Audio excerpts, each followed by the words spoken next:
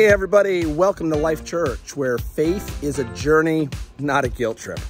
Hey, next weekend, July 4th weekend, all of our campuses are closed.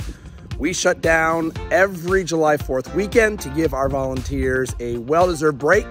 So make sure that you tune in online from wherever you're hanging out July 4th weekend. We want to take 60 seconds to celebrate an amazing story.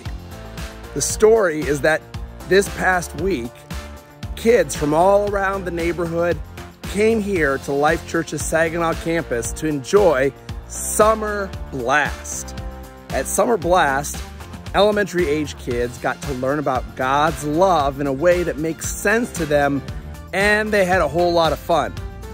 So of course, we are thankful to our amazing volunteers who pulled off this year's Summer Blast, and we're thankful to you. Your donations, your generosity are what allow us to do amazing ministry like Summer Blast. So thank you for standing with and partnering with Life Church.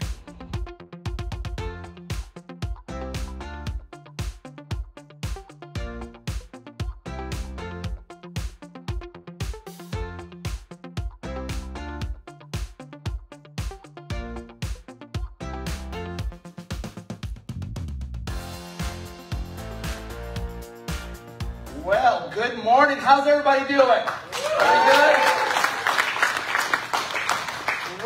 Great. Welcome to Life Church, where faith is a journey, not a guilt trip.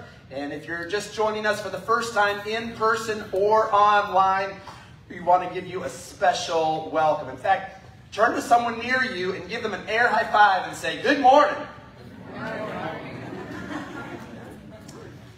We are on a journey together this summer to discover how our story intersects with God's story. And I'd love to connect with you in the coming weeks. So if you're checking us out for the first time, make sure you fill out your blue connection card. It's on your seat. If you didn't receive a blue connection card, you can grab one on the way out. Fill that puppy out, drop it off on the way out, and you'll receive a free gift. We call it a swag bag, and it's just our way of saying thank you for giving us a shot today. So make sure you fill out your blue connection card and drop it off after worship today. Hey, let's do something fun together really quick. Pull out your smartphone. Seriously, pull out your smartphone. Pull out your Android. Pull out your Apple. You know, if God had a smartphone, it would be an Android because he doesn't do apples. So pull it out and open up Facebook. And let's check in to Life Church Michigan on Facebook. You can use the hashtag binge the Bible. You can take a selfie. But go on ahead, check in to Life Church Michigan on Facebook. While you have your smartphone out, you want to fire up your Life Church Michigan app. It's a free app available on every app store. Just search Life Michigan. It's also on our website. And if you go into the Life Michigan app, touch the button that says Binge the Bible. That's our current series, Binge the Bible. And then you choose Fill in Notes. And that way, you can fill in the blanks right there on your app as we're going through the book of Numbers together. You can, at the bottom, you can email your notes to yourself. That way it just helps you to retain what you're learning. What we're learning is that the first 5 books of the Bible are Genesis, Exodus, Leviticus, Numbers, Deuteronomy. We're going to be Numbers and Deuteronomy this week as we binge the Bible together this summer. The first 5 books of the Bible were written by Moses.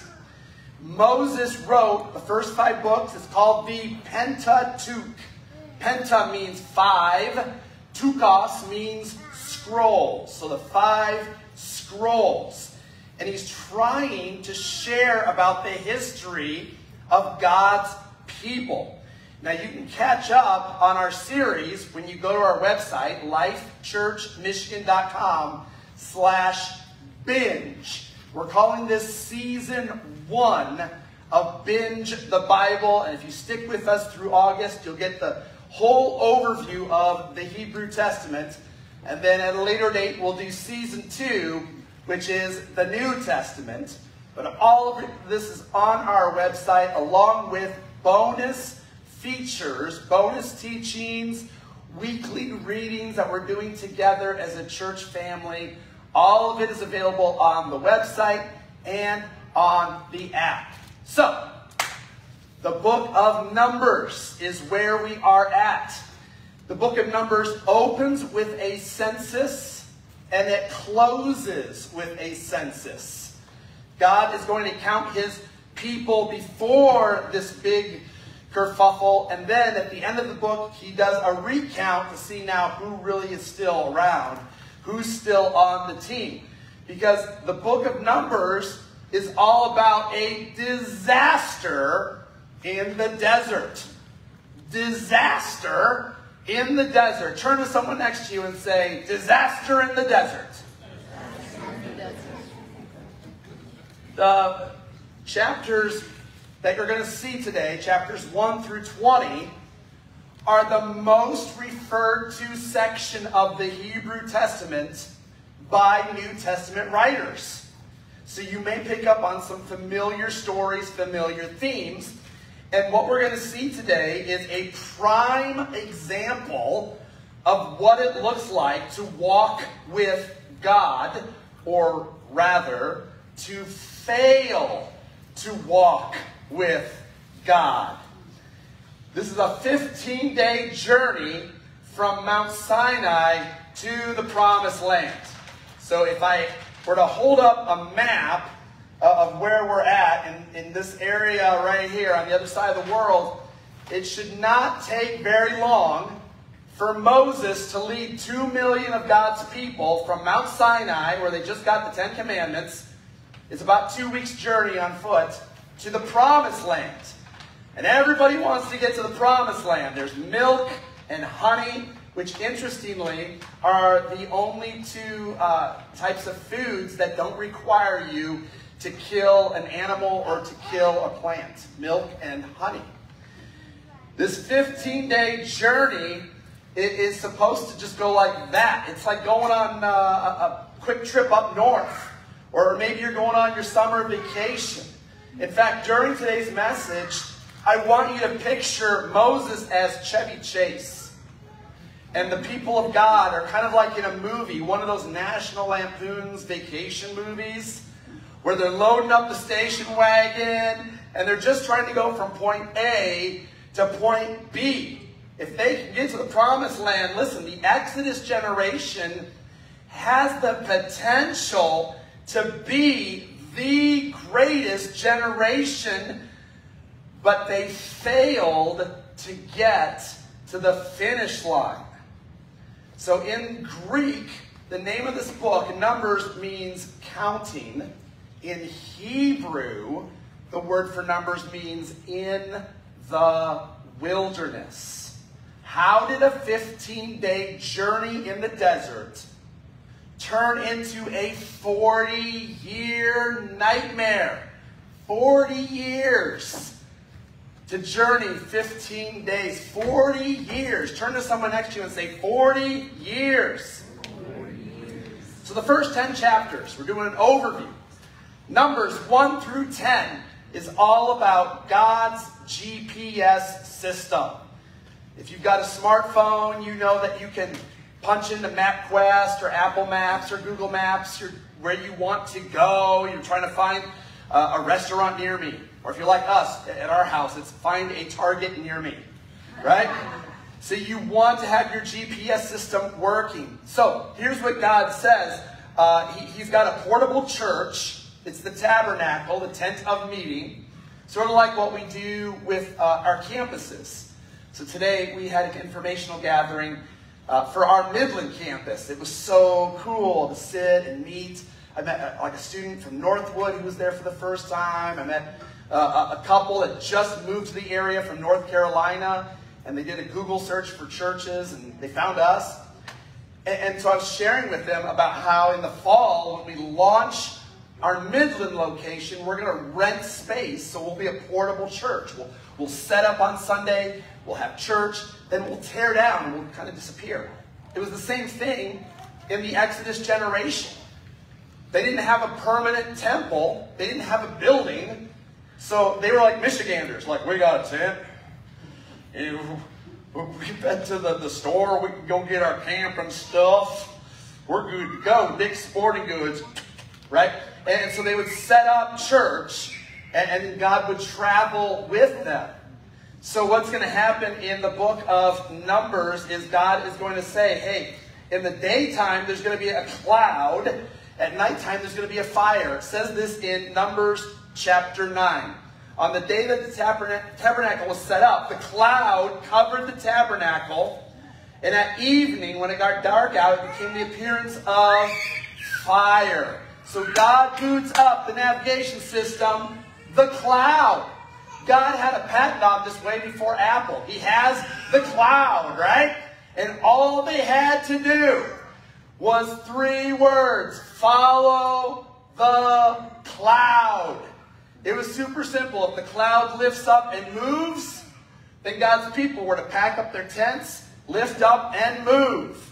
And if the cloud settles down somewhere, then Moses and the people were supposed to settle down and set up camp. That's all they had to do for a 15-day journey. It's like Chevy Chase has loaded up the family in the station wagon. He says, we're going to Wally World. And the kids are like, yeah! He says, it's going to be 15 days. We just got to follow the cloud. That's our GPS. He didn't need, an old-fashioned map when he's got Yahweh on demand.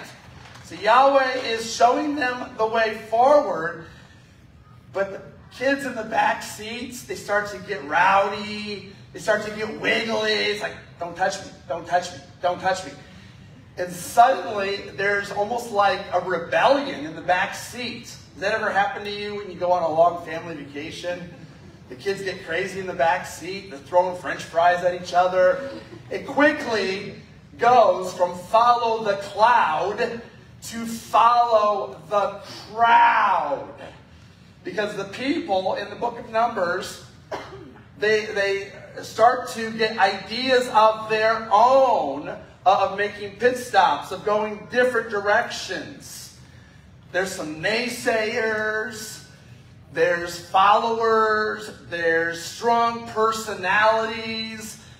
There's a lot of church people. That's what I'm trying to say. A lot of church people, they just getting on each other's nerves, and they're kind of mumbling and grumbling. And so that's the first 10 chapters of Numbers.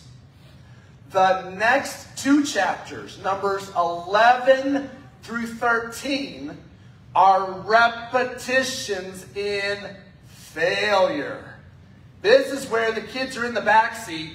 They're going to try and hijack the front seat, and things are about to get really crazy really fast. It's a repetitions in failure, disaster in the desert. In Numbers 11, it says the people complained. Aren't you glad that doesn't happen in church world anymore? The people complained in the hearing of the Lord about their misfortunes. And when the Lord heard it, his anger was kindled.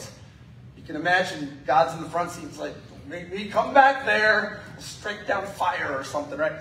So the fire of the Lord burned among them and consumed some of the outlying parts of the camp. So the people are grumbling, they're gossiping, they're complaining, fire shoots down, and they named that place Taberah. Taberah, which means we got burned, right? Because Yahweh is trying to get them to the promised land. So that's the first part of this problem that they're having, this disruption in the desert. We got burned. But then it continues. They start in verse 4 to say, man, my stomach's hungry. Anybody bring some Cheetos? Anybody got some Pop-Tarts? Man, I remember back in Egypt Oh, remember back then when we used to get burgers and fries all the time, and now we're out here in the desert starving? And it's basically like that commercial from the 80s for Wendy's. Where's the beef? They want meat, right? They start building up the past in their heads. When we were in Egypt, man, we had food. Myers was stocked with food. Now we're out here and there's not even a 7-Eleven. So they're complaining about the food situation. God's people were building up the past bigger than it really was. Don't we all kind of tend to do that? When we think about the good old days, and we get nostalgic for things as they were, when it was comfortable, when it was predictable. That's what they're doing right here. They're complaining about the food situation. So I love this. When you read this later this week in the book of Numbers, God hears their complaints. Where's the beef? And he sends quail. He drops all these birds in the middle of the desert. He drops them from the sky 3 feet deep, full of quail. They got 2 months worth. Quail for days. It's like God says, you had it better in Egypt? You want some beef now? Here, you can have what you want. And this is God's judgment on his people. He gives them 2 months worth of meat, which without a freezer in the middle of the desert, yeah, it gets pretty stinky pretty fast. Lots of flies, lots of insects going on. And so the people, you would think that would shut them up. But they continue to complain. They continue to whine about the past and how horrible this 15-day journey is. And it says in Numbers 11, verse 11, Moses said to God, "Why have you dealt ill with your servant? Why have I not found favor in your sight? God, why do I have to put up with these kids in the back seat? They're driving me crazy. Nothing I do satisfies them." And Moses says, "I am not able to carry all this people alone. The burden is too heavy for me. If you will treat me like this, just kill me. Just kill me now, God." It's almost being melodramatic. "Okay, Lord, I can't lead these people. Just take me out of commission," right? Because Moses is overwhelmed. And so he has this low point in his quiet time with God. He says, just kill me now, Lord. Just take me out now. Very melodramatic. I can't handle this anymore.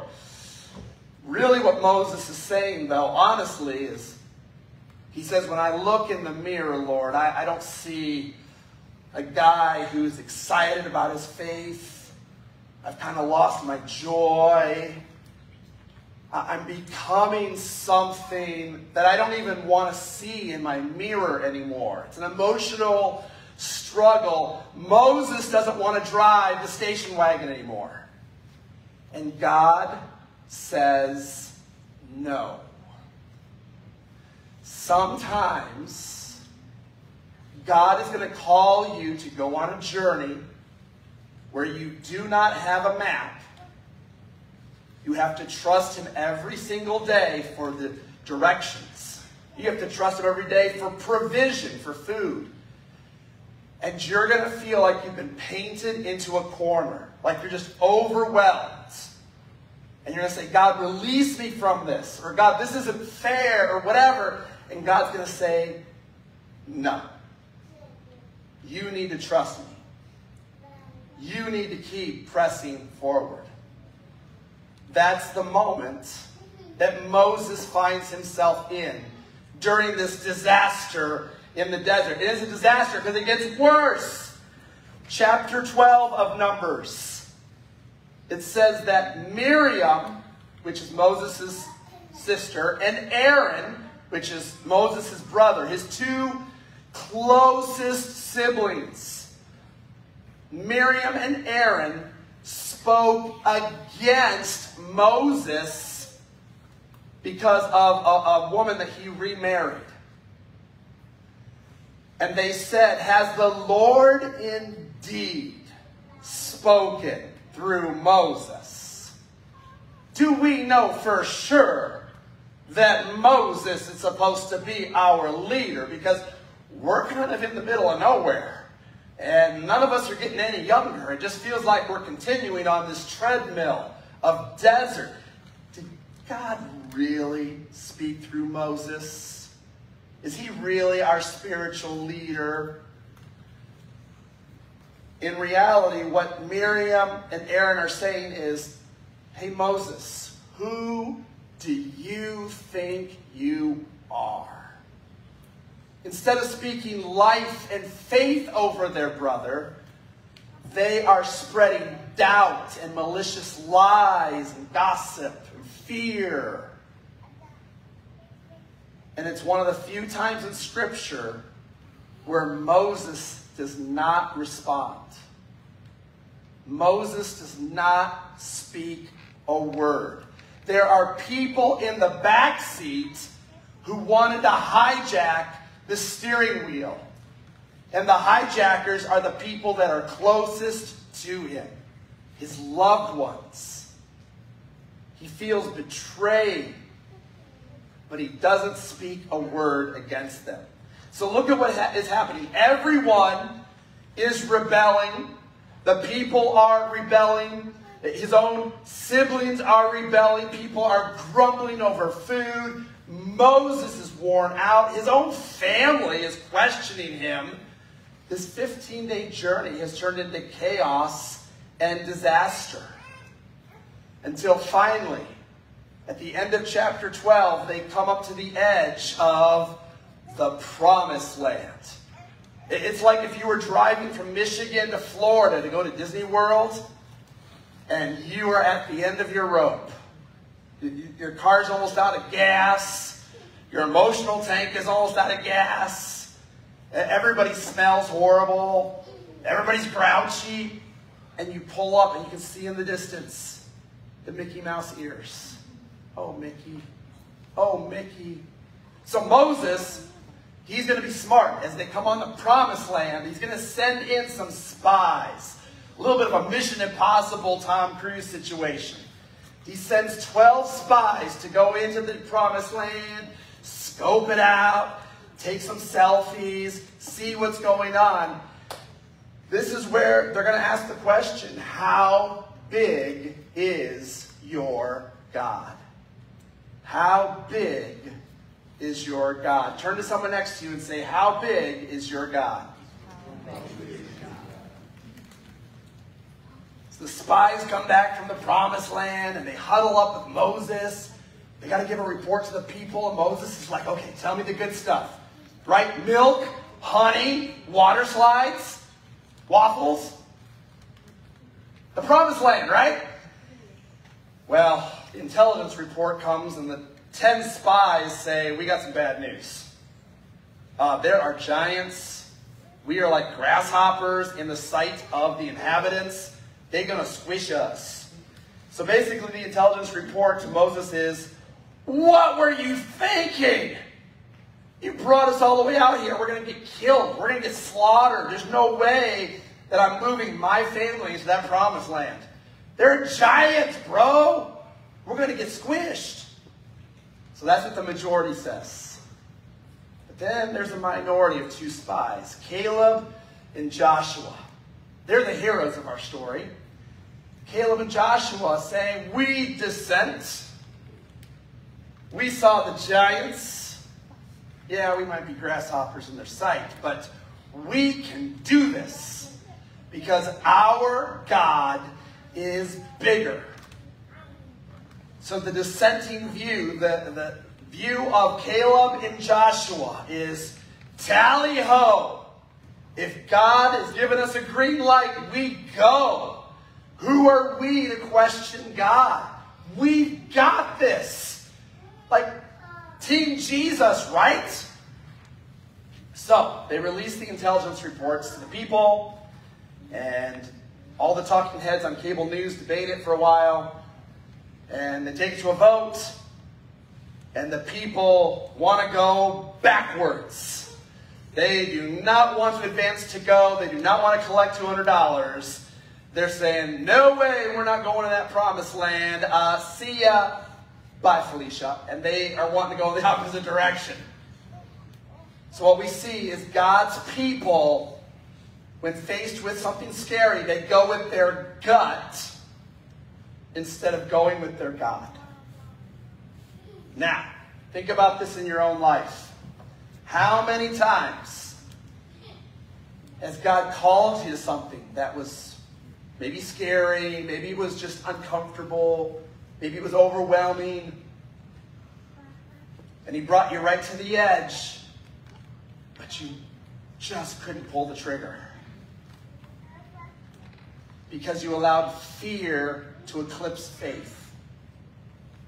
How many miracles have we missed out on in our lives because we trusted our gut instead of listening to God? Or instead of following the cloud, we follow the crowd. We allow negative voices, naysayers, people who say this isn't good for you, or this is crazy talk, or you shouldn't do that. It's a 15-day journey. And now, because they don't trust God, they're going to wander in the desert for the next 40 years. God says to this Exodus generation, you could have been the greatest generation, but now I will pass over you, and I will wait for you to die out, and then the Joshua generation will inherit the promised land. What if God is calling us to a great step of faith that if we fail to take that next step, God will simply pass over us and we miss out on the miracle? God's people chose to follow the crowd instead of following the cloud. So God's GPS says recalculating. This is the turning point in the journey. This is what goes from 15 days to 40 years of wandering. God's GPS says, okay, advance, turn left, turn, and keep turning left until you die. Just keep turning left. God says, you're going to go in circles for the next 40 years because I've had it with you. You have not trusted my heart. You have not trusted my voice. In fact, this is the key verse. If you want to understand Numbers in one verse, it's right here in Numbers chapter 14. In Numbers 14, beginning in verse 21, God says, truly as I live, and as all the earth shall be filled with the glory of the Lord, none of the men who have seen my glory and my signs that I did in Egypt and in the wilderness, yet have put me to the test these times, they have not obeyed my voice, and so they shall not see the land that I swore to give to their fathers. That's the key verse. You have not obeyed my voice. Verse 22. You have not obeyed my voice. So they miss the miracle.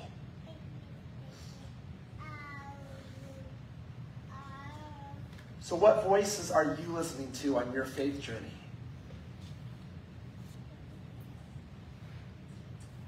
Who do you follow on social media? What news stations are speaking into your heart?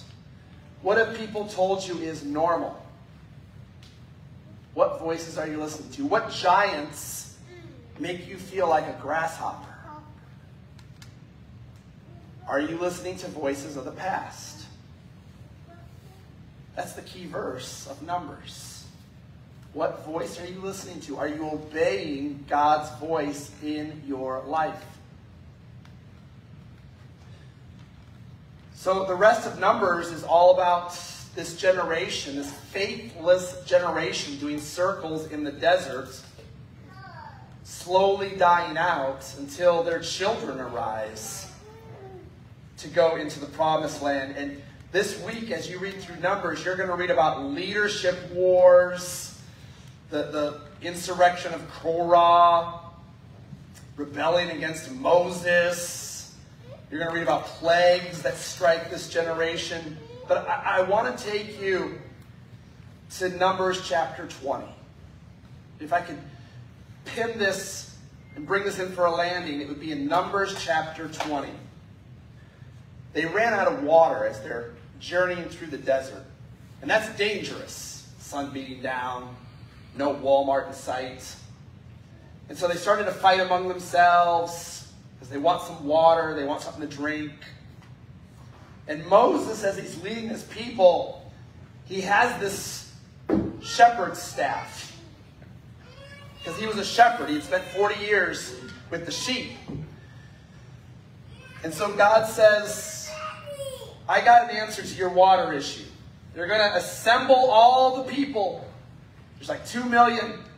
You're going to take your staff, you and Aaron, your brother, and you're going to tell this rock to yield its water. So you shall bring water out of the rock and give them something to drink. So Moses and Aaron gather all 2 million people around. There's this big hill, on top is a rock. And Moses, he's getting ticked off at all the grumbling, all the complaining among the people. He only hears negativity. So he says, "Hear now, you rebels. Shall we bring water out of this rock for you?" And he lifted up his hand and he struck the rock twice with his staff. And then water gushes out. The people are like, "This is great. This is a miracle. There's water coming out of a rock. God has provided." You know, they're setting up water slides. They're just having a great time. But Moses had just committed a serious sin in the sight of God. Because God said to pick up his staff, but not to use his staff.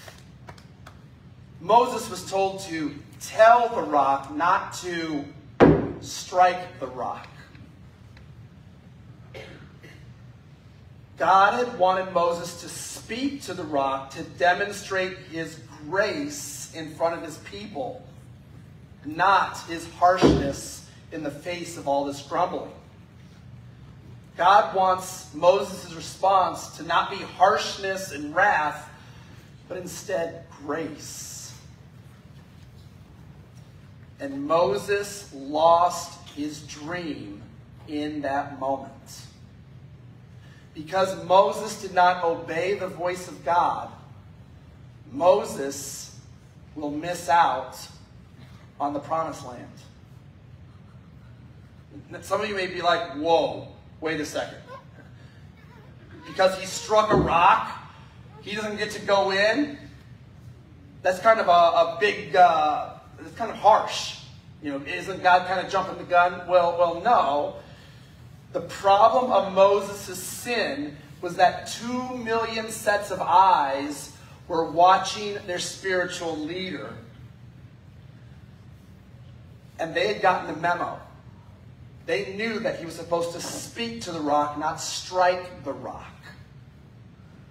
And so what Numbers 20 teaches us is that when a leader falls, the stakes are higher. When a leader falls, the consequences are greater. Moses was frustrated with the people, and he allowed his emotions to override God's voice. And the lesson for us is that emotions are an indicator, but they should never be a dictator. When we have weeks like this past week where big controversial decisions hit the newsstands, we're going to feel emotions. But emotions should be an indicator of what's happening in our hearts, not a dictator of how we respond. Because Moses was flooded with emotion and disobeyed God's voice, he misses out on the promised land.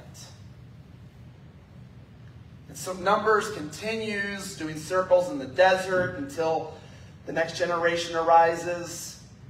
And that brings us to Deuteronomy. The word Deuteronomy means second law. So Moses in Deuteronomy assembles all the people, and they're now the children of the Exodus generation. And for the second time, he will give God's law once again before they enter the promised land. And at the end of Deuteronomy, at the end of Moses' life, God brings him up onto a mountain and allows Moses to see the land of milk and honey. And then Moses dies. And in Deuteronomy 33, at the end of the Pentateuch, God himself buries Moses. And the baton will be passed to Joshua. And that's where we'll pick up in 2 weeks when we come back from July 4th weekend. So let's take a moment to pray together as the band comes up for one last song. Father, thank you for this true story from the nation of Israel, a story that intersects with our story. Because God, we all struggle to listen to your voice amidst all the voices that clamor for our attention. Some of us are facing decisions that will test our faith. Lord, give us courage. Lord, give us grace in the face of harshness. Lord, may we be faithful where the Israelites were faithless. May we follow the cloud instead of following the crowd. May we be slow to strike and quick to listen. Because at the end of the day, God, we just want more of you in our lives. Thank you for your love and your understanding. We pray these things in Jesus' name. Amen. During this last song, you have an opportunity to give of your donations, your tithes, your offerings. That's what fuels what we do at Life Church. So there'll be a basket that gets passed around in a few minutes. Some of us like to give on our smartphones at lifechurchgive.com. But do me a favor, if you are new today, leave your wallet in your pocket. We're not after your money. We're after your connection card, which you can fill out during this final song and then drop off in the front lobby to receive your free gift. Real quick before the band starts, here's a brief video featuring my wife, Amber, that reminds us of why we give during this time. Watch this.